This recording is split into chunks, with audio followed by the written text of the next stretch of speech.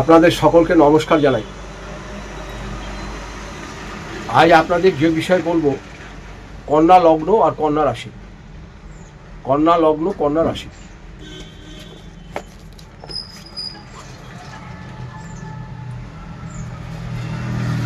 আপনার ষষ্ঠ স্থানে রাহু আছে, ষষ্ঠ স্থানে রাহু আছে, আর সপ্তমে মহারাজ শনি আছে, আর বৃহস্পতি আপনাদের দশম স্থানে আছে। এবার আপনাদের যে জিনিসগুলো হবে, আপনি যার সঙ্গে যত ভালো ব্যবহার করেন না কেন, আপনার যেন মনে হবে আপনাকে কেউ দেখে বিমুখ হচ্ছে, কেউ আপনার সঙ্গে কথা বলতে চাইছে না, ভালো সম্পর্ক রাখতে চাইছে না। সেটা বাড়ির লোকও হতে পারে, বা ব্যবসা স্থানেও হতে পারে, বন্ধুবান্ধব হতে পারে। দীর্ঘদিনের সম্পর্ক আছে, দেখছেন আপনাকে দেখে দূরে দূরে থাকছে, এরকম কিন্তু আপনাদের হওয়া শুরু হয়েছে।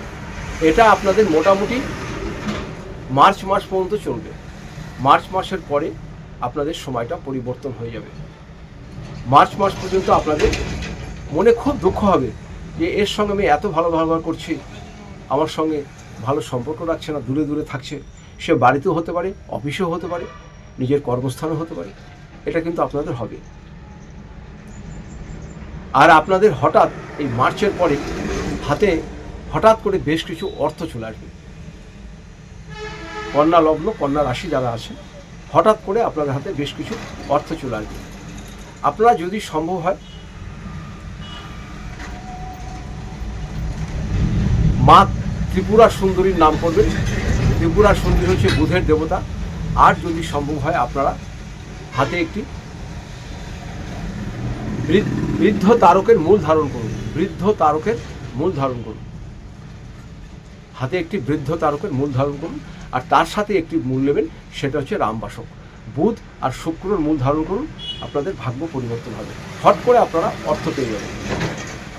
এরপরে যদি আরও জানতে হয়, আমার নিচে নাম্বারে যোগাযোগ করবেন। আমি এখানে পুষ্টি করি, ঠিকুজি করি, যদি প্রয়োজন হয় যোগাযোগ করবেন। সবাই ভালো থাকুন, সুস্থ থাকুন। আপনাদের সকলকে নমস্কার জানাই।